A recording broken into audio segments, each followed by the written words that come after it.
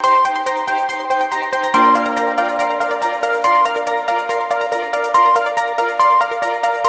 Jungle.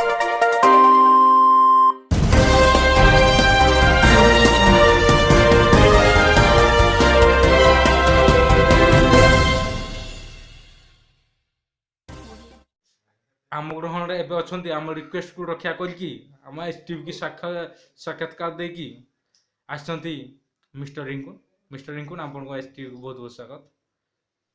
आपण एबे कहतो जे accident रो मुख्य सूत्रपात कोठ केमिति आरंभ होला हेतिला आ एक्सीडेंट केमिति हेतिला को जगह हेतिला को पोजीशन नै के हेतिला तापर केमिति आपन को किए रेस्क्यू करथिले केमिति उद्धार हेतिलो से जगह रू तापर मेडिकल केमिति जाइथिलो सेमिति।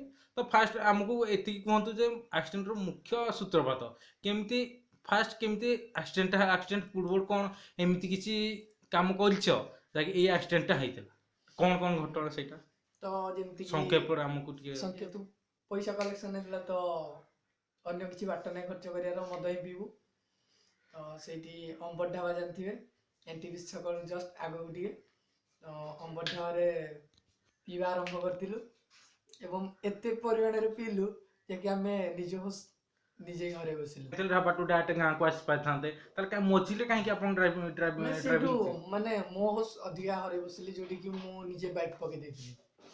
तो तापर आम घटनार मुख्य जी राजेंद्र से आमर राजन जी से गाड़ी चलेले तो से तापर चलेला परे किछि आटो फोन आसिलु तो गला बेले जहाँ करथिलु सेटा को फोन रिपीट कर आपण कहले कि जे रेलवे क्रॉसिंग पाखरे सेठी एमिति किसी घटना होता तो कोन माने सेठी कोन एमिति घटना घटिला जाकी सेठी तो ना तो हमें गाड़ी धर के आसुथुलु तो फ्रंट रे के जने लेडीज ठिया आइतले जोटा कि मो पछरे बस्तिया दी जण पिला बेसी अट्रैक्टिव हेले जेतु से माने निशामुक्त अवस्था रे दिले से माने जेतु अट्रैक्टिव हेले तो मो पछरे जेतु से माने बड़ बड़ थिले तो मो भारसाम्य हराई बसिले जोत पई कि बाइक पके देली। आपणकर जो जगह जो दुर्घटनाग्रस्त जो होता से जगार किसी आमको किसी जनइबे से जगह विषय से जगह तो बहुत खतरनाक जगह ताडू जस्ट आउ गोटे हाथ कि दी हाथ होइतिला हम गोटे पोलर तळे पड़ी थांतु ठाकुर को दयारु जस्ट टिके पछकु पड़लु ना आम शुणा पाइलु जे आपणकर हाथ कटि जाइतिला मुंड दुईटी स्थान कि तीन स्थान फाटी जाइतिला बहुत मात्रा ब्लडिंग भी होइतिला ब्लड अधिक मात्रा जाइथारु आखिर पावर बहुत कमी जाइतिला एबे आपण देखि परथे -6/75 आखि जाइछि दीर्घ केते दिन परे समस्त 30 दिन 45 दिन टिके कंप्लीट समस्त अवश्य भल लागले किंतु 30 दिन मिनिमम ना मैक्सिमम ने 30 दिन तो मिनिमम 45 दिन ने हम समस्त क्लियर हो जाइतिलो।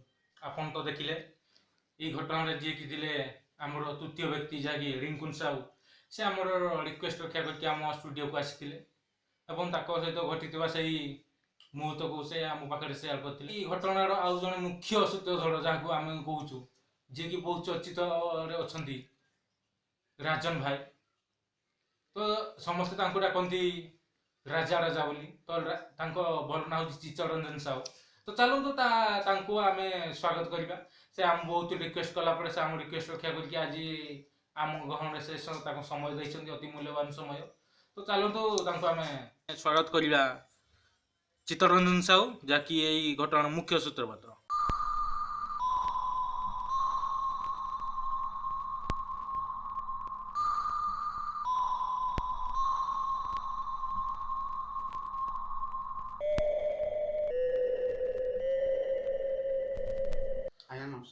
नमस्कार तो एबे हमको कहंतु कि जे घटनार मुख्य सूत्रपात केमिति आरंभ होइतिला कोठु आरंभ होइतिला तार आरंभटा केमिति होइतिला आज्ञा आज के 8 मास बीती गला आज की गोटे दुखद विषय कहवा जे गोटे छोटिया भूल पाई किछिटा छोटिया भूल पाई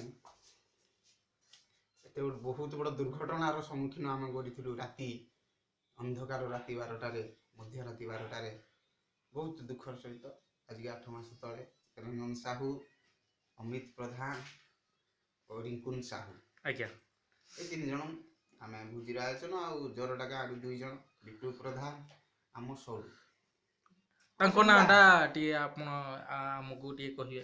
ଚିତ୍ତରଞ୍ଜନ ସାହୁ ଓରଫ ରାଜ। ଆଜ୍ଞା। ଆଜ୍ଞା ମୋ ସଡ଼ୁ ଜଣେ ଜରଟା ମୁଁ ବାହା ହେଇନି ଆଗତିରା ରହିଛୁ ଆପଣ କ୍ଲିୟର କରିଦେଉଛି। ତାପରେ ଆମେ ଆସିଲୁ ଗାଁକୁ। କିଛି ମଦ୍ୟପର ଆୟୋଜନ ହେଇଥିଲା ଭୋଜନରେ।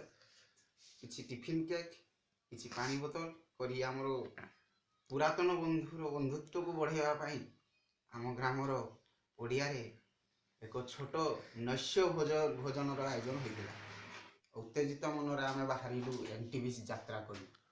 NTPC ଯାତ୍ରା ଅଭିମୁଖେ ଆମେ ମୋ ବଉଳ ଜାଗାରେ ମୋ ପୁରୀ ରିଙ୍କୁନ ସାହୁ ତୃତୀୟ ବ୍ୟକ୍ତି ଯିଏ ତାଙ୍କୁ ଅନୁରୋଧ କଲୁ, ବିଶେଷ ଅନୁରୋଧ କଲୁ ସେ ଆମ ସହିତ NTPC ଗମନ କରିବେ। NTPC ଗମନରେ ଆମ ପାଖରେ ଯାନବାହନର ଅଭାବ ଦେଖା ଦେବାରୁ ଆମର ଦ୍ୱିତୀୟ ବ୍ୟକ୍ତି ଯିଏ Don number 1 Amit Kumar Pradhan available ହେଲେ। ତାଙ୍କ ଗାଡ଼ିକି ଧରି ସେ ପହଞ୍ଚିଲେ ମୋ ସଡ଼ୁ ଆଉ ମୋ ଲିବୁଲ। ଆଉ ରହିଲୁ ଆମ ଘରର ବ୍ୟକ୍ତି 3 ଜଣ, ରିଙ୍କୁନ ପ୍ରଧାନ, ରିଙ୍କୁନ ସାହୁ, ଚିତ୍ତରଞ୍ଜନ ସାହୁ ରାଜନ ଆଉ ଡନ୍ ନମ୍ବର 1 ଅମିତ। ଦେଖିବାକୁ ପାଇଲୁ କି ଯେ ଆପଣ NTPC କି ପହଞ୍ଚିବା ପୂର୍ବରୁ ତ ରାସ୍ତାରେ କିଛି ଉନ୍ମୁକ୍ତ କାଣ୍ଡ କରିଥିଲେ, ଯାହାକି ବହୁତ କିଛି କାରଣ ତା ପରଦିନ ଷ୍ଟ୍ରାଇକ୍ ଆମର ଗ୍ରାମର ଅଂଶେ କର୍ତ୍ତୃପକ୍ଷ ଆଗରେ ଷ୍ଟ୍ରାଇକ୍ ଥିଲା। ନାଇଁ ନାଇଁ ଆମକୁ ୟା ପୂର୍ବ ଜଷ୍ଟ ଟିକେ ଆମେ ସାକ୍ଷାତକାର କରିଥିଲୁ। ଆପଣ ଯାହା କହୁଛନ୍ତି ଦ୍ୱିତୀୟ ବ୍ୟକ୍ତି ରିଙ୍କୁନ ସାହୁ, ସେ ଆମକୁ କହିଲେ କି ଯେ ଆପଣ କିଛି ଗାଡ଼ି ଭଙ୍ଗାରୁଜା କରିଥିଲେ। ସେଇ କଥା କିଛି ବଡ଼ ଯାନବାହନ ଦ୍ରୁତଗାମୀ ଯାନବାହନ ଯିବା ଆସିବା କଲେ ଆମକୁ ଗାଡ଼ି ଚଳାଇବାର ଅସୁବିଧା ହେଉଥିଲା। ସେଥିପାଇଁ ତାଙ୍କଠୁ ଆମେ ଦାଦା ବଟି ଆଦାୟ କରିଥିଲୁ। ସେଥିରେ ଆମର କିଛି କଲେକ୍ସନ୍ ହେଲା। NTPCରେ ଚାଲିଗଲୁ ଢାବାକୁ। ସେଇ ଢାବାରେ 3ଟି ରଙ୍ଗକ୍ୱାଟ, ଅନିର୍ଦ୍ଦିଷ୍ଟ ଅଣ୍ଡାପୁଚ ଆଉ ଅନିର୍ଦ୍ଦିଷ୍ଟ ଭାବରେ ମାଛ କଷା। ମାଛ କଷା ଆପଣ ଜାଣିଥିବେ ସୋରିଷ ବଟା ଦେଇକରି କଞ୍ଚା ଲଙ୍କା ଭଜା ହେଇ ଛାଣା ହେଇ ପଡ଼ିଥିଲା। ସେଇ କଞ୍ଚା ଲଙ୍କାର ରାଗ ସୁରେ 3ଟି ପାର୍ଟ ଆମେ 6 ଜଣ ବ୍ୟକ୍ତି ଭିତରେ ତାକୁ ଖତମ କରି 9ଟା ଭିତରେ ରେଡ଼ି ହେଇଥିଲୁ। ଆମ ଗାଁକୁ ଚାଲ ଫେରିଯିବା। ଆମ ଗାଁକୁ ଚାଲ ଫେରିଯିବା। ସେଇ 3 ବ୍ୟକ୍ତି ଆମେ ଗାଁକୁ ଚାଲ ଫେରିଯିବା ଅମିତ ପ୍ରଧାନ, ରାଜନ ଆଉ ପାନ ଫାନ କିଣିଲୁ। ଶିବ ମିଠା 121 ଚାଲୁ ଗୋପାଳ ସୁରଭି ମାରି କିଣିନା ପକେଟରେ ଧନା ଚାଲିଲୁ ଅଭିମୁଖେ। ରିଙ୍କୁନ ବାବୁ ଚଲେଇଲେ, ଅମିତ ବାବୁ ମଝିରେ, ରାଜନ ବାବୁ ପଛରେ। ସୁନସାନ ରାତିରେ ଗାଡ଼ି ଚଲାଉଥିଲେ ରିଙ୍କୁନ ସାହୁ। ଚଲେଇଲା ବେଳେ ତାଙ୍କର ଗାଡ଼ି ଟିକେ ହଳହଳ ହେଇଥିଲା ରିଙ୍କୁନ ବାବୁଙ୍କର। ସେଥିପାଇଁ ଅମିତ ପ୍ରଧାନ ବାବୁ ଅର୍ଡ଼ର ଦେଲେ ଆମକୁ ଯେ ଗାଡ଼ିଟି ମୁଁ ଚଲେଇବି। ଆରମ୍ଭ ହେଲା bridge to original story of midnight. ଏହି ଖେଳରେ ବହୁତ କିଛି ପଇସା ଆୟ କରିବାର ଥିଲା ଲକ୍ଷ୍ୟ। ଆଉ ସକାଳେ ପହଞ୍ଚି ଷ୍ଟ୍ରାଇକ୍ରେ ଯୋଗଦାନ, ମଦ ପିଇ କରି ନୈଶ୍ୟ ଭୋଜନର ଆୟୋଜନ କରି ମଦ ପିଇ କରି ଷ୍ଟ୍ରାଇକ୍ର ମୁଖ ଜବାବ ଦେବାର ଆମର ଥିଲା ଲକ୍ଷ୍ୟ। କିଛି ଗାଡ଼ି ଦୁଷ୍କର୍ମ ଗାଡ଼ିକୁ ଆମେ ପ୍ରଥମେ ଅଟକାଇଲୁ, ପଇସା ଦେଲେ ଆଉ କିଛି ଗାଡ଼ି ମାଲିକ ନାଁରେ କହି ଡ୍ରାଇଭର ମାନେ ଦେଲେନି। ରାଗ ବିବୃତରେ ମୋର ଯିଏ ପୁରୀ ଲାଗିଲେ ସେ ଗାଡ଼ି କିଛି ଭଙ୍ଗାରୁଜା ଷ୍ଟାର୍ଟ କଲେ, ଯାହାକି ଦ୍ୱାରା ତାଙ୍କର ବ୍ଲଡ଼ ହାତରୁ ବାହାରିଥିଲା। ଆଉ ସେଇଲା ବେଳେ ବଲାଙ୍ଗୀର ପୂର୍ବରୁ ପଡ଼ୁଥିବା ବ୍ରିଜରେ ତାଙ୍କ ଭାରସାମ୍ୟ ସେ ହରାଇ ଗାଡ଼ିଟିକୁ ବ୍ରିଜ ସାଇଡ଼ରେ ଥିବା ଟିକେ ଖାଲ ଅଂଶକୁ ପୁରାଇ ଦେଇଥିଲେ। ତା ଭିତରେ ଆମର ଆକ୍ସିଡେଣ୍ଟ ହେଇଥିଲା ଆଉ ଆମର ହୋସ୍ ଘଣ୍ଟେ ପର୍ଯ୍ୟନ୍ତ ଚାଲି ଯାଇଥିଲା। ରାତ୍ରି 12:30। ଅମିତ ବାବୁ ଉଠାଉ କହିଲେ, ରାଜା ଆମେ ଏଠି ଭୋଜି କରି ଆସିଛନ୍ତି, କାହିଁକି ମୋତେ ଉଠଉଛୁ କାହିଁକି? ମୁଁ ଭୋଜି କରି ଅଛନ୍ତି ବିପିନି ଆମ ଗାଁର ସାଙ୍ଗମାନଙ୍କ ନାଁ ଧରି କହିଲେ, ଆମେ ଭୋଜି କରି ଆସିଛୁ, ଆମେ ଉଠଉଛୁ କାହିଁକି? ମୁଁ ଭାବିଲି ତାଙ୍କ ସତରେ ସେ କଥା ଗୁଡ଼ିକ କହୁଛନ୍ତି। ମୁଁ ସେଥିରେ ଭୋ ଭୋ ଭାବରେ କାନ୍ଦି ଉଠିଲି। କହିଲି କ'ଣ କରିବି ରାତିରେ ଏଇ 2 ଜଣଙ୍କୁ ମର୍ମାନ୍ତର ଲୋକ 2ଟିକୁ ନେବି କୁଆଡ଼େ? ଚାଲିଲା ବହୁତ ଖେଳ। ଭାଗ୍ୟର ସହିତ କଲି ଲଢ଼େଇ। ଲଢ଼ିନା ଜିତିବା ପାଇଁ ଚାହିଁଥିଲି, ହେଲେ ହେଲା ନାହିଁ। ଚେଷ୍ଟିତରେ ଭାବରେ ମୁଁ ତାଙ୍କୁ ହୋସ୍କୁ ନଉଟାଇବା ପାଇଁ ଚାହିଁଲି। ଶେଷ ନିଷ୍ପତ୍ତି ମୋର ସାକାର ହେଲା ଓ ଅମିତ ବାବୁ ଉଠିଲା ବେଳକୁ କହିଲେ, ଆରେ ଗାଡ଼ି କିଏ ଚଲାଉଥିଲା? ମୁଁ କହିଲି, ଆଜ୍ଞା ଆପଣ। ଗାଡ଼ି ଯଦି ଚଲାଉଥିଲି ପୁରେଇଲି କାହିଁକି ଇଆଡ଼େ ବୋଲି ସେ ଜାଣିଥିବେ ଆପଣ ତ ନମ୍ବର ୱାନ୍, ଆପଣଙ୍କୁ କେହି କିଛି କହିପାରିବେନି, ଗାଡ଼ି ଚଲାଉଛନ୍ତି ଆପଣ ଜାଣିଥିବେ। ସେ କହିଲେ ଆଚ୍ଛା ଏଇଭଳି ଆମର ହେଇଛି। ଗାଡ଼ିଟି ତାଙ୍କର ରକ୍ତ ବିକ୍ଷତରେ, ତାଙ୍କ ରକ୍ତ ଜର୍ଜରିତ ଦେହରେ, ହେଲେ ବି ମୁଖରେ ଗୋଟିଏ କଥା, ବାଇକ୍ ନଉଟେଇବା କେମିତି, କାରଣ ଆଡ଼ି ଭାବରେ ନଥିଲା କି ଠିଆ ଭାବରେ ନଥିଲା, ମଟନ କାଟୁଥିବା ଭଳିଆ ଝୁଲି କରିଥିଲା। ରିଙ୍କୁନ ବାବୁକୁ ଉଠାଗଲା, ହେଲେ ବି ତାଙ୍କୁ ସେ ସକ୍ଷମ 3 ଜଣ ଯାକ ହେଲା। ଲଢ଼େଇ ଚାଲିଲା ଭାଗ୍ୟ ସହ, ଲଢ଼େଇ ଚାଲିଲା ଭାଗ୍ୟ ସହ ମର୍ମାହୁତ ଭାବରେ। ରାତ୍ରି 12ଟା 1:30 2:30 ବେଳକୁ ଶେଷ ନିଷ୍ପତ୍ତି ନେଲୁ ଫୋନ୍ କରିବା ଗାଁ ସାଙ୍ଗସାଥିମାନଙ୍କୁ ପାର୍ଥ ବାବୁଙ୍କୁ ଫୋନ୍ କନା କହିଲୁ ଟାଙ୍ଗିଆଟିଏ ଆଣ, ପିଲା ଗୋଟିଏ ଆଣ, ପାଣି ବୋଟଲଟା ଆଣିଥିଲୁ। ସେ ତୁରନ୍ତ ଭାବରେ କିଛି ଲୋକଙ୍କୁ ଏକତ୍ରିତ କରି ବିଟ ବାବୁ, ମନୁଆ ବାବୁ ଆଉ ଶୁକୁର ବାବୁ ଟାଙ୍ଗିଆ 2ଟି ବାଇକ୍ ଧରି ପାଣି ସହ ଉପସ୍ଥାପନ ହେଲେ ବଲାଙ୍ଗୀର ସେଇ ଭଙ୍ଗା ପୋଲ ପାଖରେ। ସେ ଭଙ୍ଗା ପୋଲ ପାଖରେ ପ୍ରସ୍ତୁତ ହେଲେ ଉଦ୍ଧାର କାର୍ଯ୍ୟକ୍ରମ ଆରମ୍ଭ କରିବା ପାଇଁ।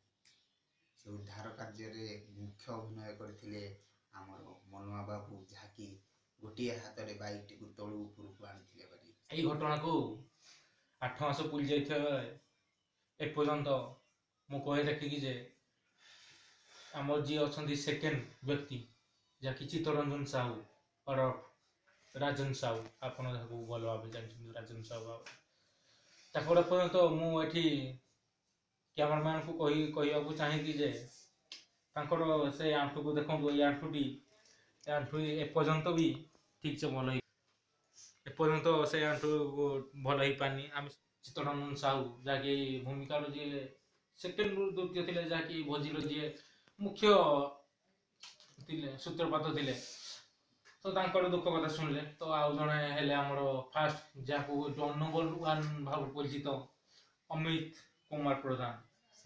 ତାଙ୍କୁ ଆମେ ରିକ୍ୱେଷ୍ଟ କରିଥିଲୁ, କିନ୍ତୁ ରିକ୍ୱେଷ୍ଟ କରିବା ସତ୍ତ୍ୱେ ବି ସେ ଆମ ଗହଣରେ ସମୟ ଦେଇପାରିନାହାନ୍ତି। ଯେ କର୍ମର ଫଳ ସମସ୍ତଙ୍କୁ ମିଳିଥାଏ। ଏଠି ଯେ ଗୋଲାପକୁ ସେମିତି ଆପଣ ତାଙ୍କ ମୁହଁରୁ ବି ସେମିତି କିଛି କର୍ମ କରିଥିଲେ ଯାହାକି ତାଙ୍କ ପାଇଁ ସଜା ହେଇଥିଲା। ତ ସେ ଯାହା ବି କିଛି ହଉନା, ଆମ ଯେତେ ସବୁ ଏସଟିଭିର ଦର୍ଶକ ମାନଙ୍କୁ ଏତିକି କହିବାର ଯେ ମଦ୍ୟପାନ ଦେହ ପାଇଁ ବହୁତ କ୍ଷତିକାରକ। ଭଲ ବି। ମୋର 2 ପାର୍ଶ୍ୱରେ ଅଛନ୍ତି ଘଟଣାର ମୁଖ୍ୟ ବ୍ୟକ୍ତି ମାନେ ଅଛନ୍ତି। ମୁଖ୍ୟ ବ୍ୟକ୍ତି ତ ଆମ ରିକ୍ୱେଷ୍ଟ ରକ୍ଷା କରିକି ଆସିପାରିଲେନି, ତାଙ୍କୁ ମୂଲ୍ୟବାନ ସମୟ ଦେଇପାରିଲେନି, ହୁଏତ ତାଙ୍କର କିଛି କାମ ଥିବ।